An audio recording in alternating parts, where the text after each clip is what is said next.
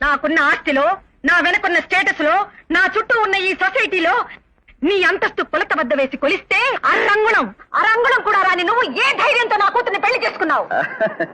కట్టిన తాళిబొట్టు కొనడానికి డబ్బుంది, కడుపు నిండా తిండి పెట్టడానికి శక్తి ఉంది, తన కడుపు పండించే మగతనం ఉంది.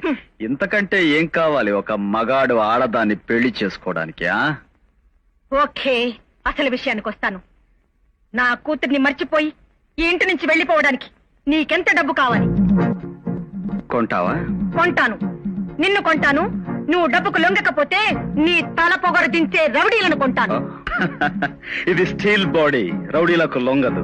తులాల లెక్కన పొగర పెంచుకుని, కిలోల లెక్కన అహంకారాన్ని పెంచుకుని, మనుగుల లెక్కన మోసాన్ని పెంచుకున్న నువ్వు నన్ను సాధించాలన్న పంతంతో పగబట్టి నా కూతుర్ని పెళ్లి చేసుకున్నావు. పంతం పట్టింది నిజం, సాధించేది మాత్రం నీ కూతురి కాదు నిన్ను.